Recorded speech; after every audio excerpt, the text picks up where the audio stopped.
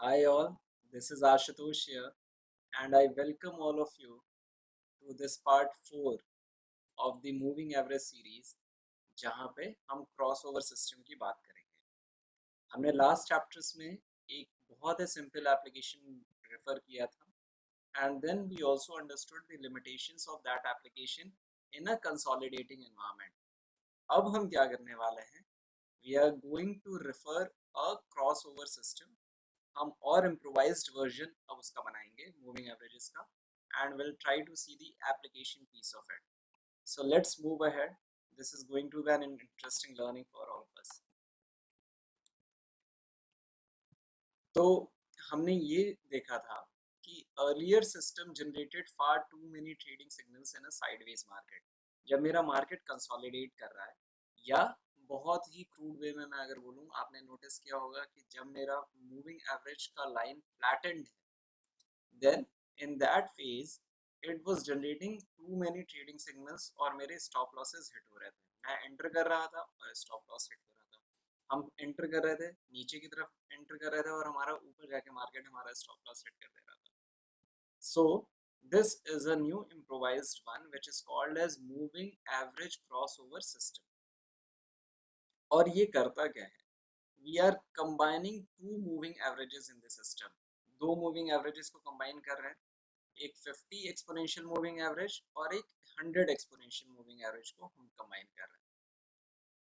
अब जो मेरा 50 एक्सपोनेंशियल मूविंग एवरेज है, it is referred as the faster moving average. कम टाइम फ्रेम का है तो फास्ट है, ये जल्दी रिएक्ट कर रहा है. और जो दूसरा 100 एक्सपोनेंशियल मूविंग एवरेज है, ये स्लोअर है क्योंकि इसमें और ज़्यादा डेटा पॉइंट है. Historical 50 more data points are there in it, hence it is a slower moving average. So what we do is, the rule says that we buy or we go long when the short term moving average, जो 50 day का moving 50 exponential moving average है, जब वे अपने slow moving average को नीचे से ऊपर की तरफ कट कर रहा है. 50 जब 100 को नीचे से ऊपर की तरफ कट कर रहा है and the slope is turning up, slope ऊपर की तरफ जा रहा है, देन वी गो लॉन्ग. और अगर इसके रिवर्स हो रहा है, उल्टा हो रहा है, जब 50 ऊपर से नीचे की तरफ 100 को कट कर रहा है, then we go short. So this is what the concept says. Let's go to the chart and understand this. So हमारा ये निफ्टी का ही चार्ट है और आप इसमें नोटिस करेंगे there are two moving averages. The blue one, जो blue line है यहाँ पे, ये 50 मूविंग एवरेज रिप्रेजेंट कर रहा है. और जो रेड लाइन है, the red one is representing our 100 moving average, और this is an hourly chart. तो the system says that at the crossover, जब ये क्रॉस कर रहा है यहाँ पे, राइट, जब ये क्रॉस कर रहा है, वी गो लॉन्ग, हम ऊपर की तरफ जाएं. और देखिए तब तक ये ऊपर की तरफ मूव करता रहा and then both of them are becoming flattened. 50 भी 50 रादर स्लोप अब नीचे की तरफ करने लगा है, तो प्राइस इसे नीचे की तरफ कट कर रहा है, जो नीचे की तरफ आ रहा है. वी कुड हैव एक्सपेक्टेड कि 100 से इसे बाउंस सपोर्ट मिल जाता और ये बाउंस कर जाता है, बट लेकिन ये ऐसा नहीं हुआ. 50 स्लोपिंग डाउन. लेकिन हमारे लिए नीड सिग्नल तब तक नहीं है. हमारे लिए नीड सिग्नल यहाँ पे जनरेट हो रहा है, नीड सिग्नल यहाँ पे जनरेट हो रहा है, but then the price is moving up further. But let's see what is happening here. दोनों के बीच का जो डाइवर्जेंस है, जो दूरी है, वो बढ़नी शुरू हो रही है further subsequently. And then this is an awesome signal which got generated for all of us. तो जब भी ये नीचे से फास्टर वाला जो 50 डे का मूविंग 50 मूविंग एवरेज का जो पीरियड है, ये जब नीचे से ऊपर की तरफ कट कर रहा है तो वी गो लॉन्ग, और जब ये ऊपर से नीचे की तरफ कट कर रहा है तो वी गो शॉर्ट. सिमिलरली हम इस वाले डोमेन में भी देखें, ये कट कर रहा था यहाँ पे 50 विच इज़ अ फास्ट है, और ये अपने 100 से डाइवर्ट हो रहा है, दूर की तरफ डाइवर्ट हो रहा है, और प्राइस कंटिन्यूसली नीचे गिरता चला गया, कंटिन्यूसली नीचे गिरता चला गया. जब ये फ्लैटन होने लगे हैं तो प्राइस यहाँ से ऊपर की तरफ 50 को तो इसने कट किया, लेकिन यू बी ऑब्जर्वेंट हियर, क्योंकि 100 भी तो एक ऐसा मूविंग एवरेज जिससे ये बाउंस बैक कर सकता है.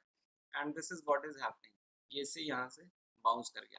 अब देखिए ये यहाँ पे जो faster one is cutting the slower one, 100 को नीचे से ऊपर की तरफ कट कर रहा है, स्लोप अभी भी सिग्निफिकेंटली ऊपर नहीं है, स्लोप इज मच लेस।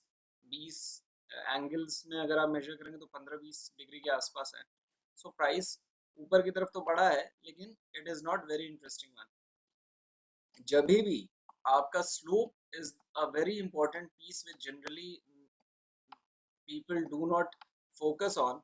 अब जैसे यहाँ पे देखें, this was a cross over system जहाँ पे इट क्रॉस्ड क्वाइट वेल, ऊपर की तरफ चला गया। यहाँ पे इसने कट किया तो ये नीचे की तरफ चला आया।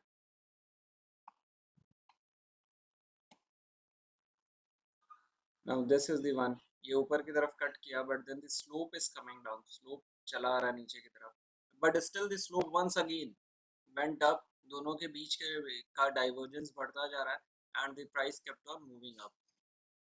तो हमने हमने जो कॉन्सेप्ट अप्लाई किया था वो कॉन्सेप्ट फिर से उतना ही एप्ट है जो डिस्कस किया था।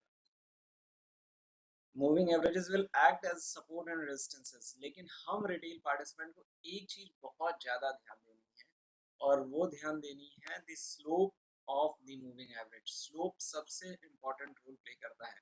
क्रॉसओवर हो रहा है, और अगर वह स्लोप पॉजिटिव की तरफ बढ़ता जा रहा है, दोनों के बीच का जो डाइवर्जेंस है, जो डिस्टेंस है दोनों के बीच की, दोनों लाइंस के बीच की, जैसे ये दोनों लाइंस हैं, इन दोनों लाइंस के बीच में जो डाइवर्जेंस है वो अगर बढ़ता जा रहा है, तो how we should be, then we should be taking a call subsequently। ऊपर की तरफ अगर डाइवर्जेंस बढ़ रहा है तो naturally the price would move up, क्योंकि मेरा 50 डे का moving average which is a faster one, वह तेजी से ऊपर की तरफ बढ़ रहा है, और 100 डे का moving average which is a slower one, वो रिएक्ट करने में टाइम लगेगा। तो दोनों के बीच में जब डाइवर्जेंस बढ़ रहा है after a crossover, those are awesome signals.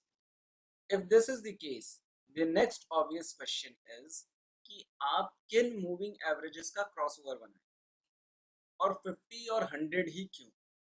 हम 50 और 100 को ही क्यों चूज कर रहे हैं? Why are we not choosing some other time frames, जैसे 9, 25, 100, 200? ऐसे हम कॉम्बिनेशन क्यों नहीं बना रहे हैं? तो the answer for it is something that I am going to cover now. वो ये है that depending on the type of your investment profile, investment और trading profile, आप कॉम्बिनेशन बनाएंगे। तो अगर आप 9, ये डी को आप टाइम फ्रेम के फॉर्म में रिप्रेजेंट कर लीजिए, 9 ईएमए और 21 ईएमए का क्रॉसओवर आप बनाएंगे। जब आप छोटी ट्रेडिंग सेशंस की बात कर रहे हैं, आपका जो आउटलुक है, जो इन्वेस्टमेंट होराइजन है या ट्रेडिंग होराइजन है, जो वो है वो छोटा है। आप 25 डे और 50 डे के एक्सपोनेंशियल मूविंग या 50 टाइम फ्रेम के एक्सपोनेंशियल मूविंग एवरेज का कॉम्बिनेशन बना सकते हैं, जब आपका होराइजन कुछ दिनों का हो। मैं यहाँ पे डे इसलिए लिखा हुआ है क्योंकि हम प्राइमरली डेज और वीक्स की बात कर रहे हैं यहाँ पे। तो 25 ईएमए और 50 डे ईएमए का क्रॉसओवर आप बनाएंगे अगर आपका इन्वेस्टमेंट होराइजन अगर कुछ हफ्तों का है। 50 और 100 का बनाएंगे अगर आपका कुछ महीनों का है इन्वेस्टमेंट होराइजन, और 100 और 200 का अगर आपका और लंबा होराइजन है।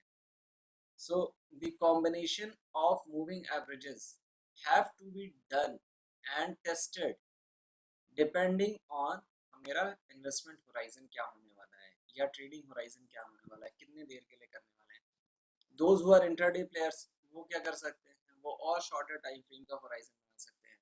5-8 का कॉम्बिनेशन बना सकते हैं, 8-13 का कॉम्बिनेशन बना सकते हैं, 9-14 का कॉम्बिनेशन बना सकते हैं, एंड देन टेस्ट इट कि किसके केस में उनके लिए ऑप्टिमम सिग्नल्स जनरेट हो रहे हैं।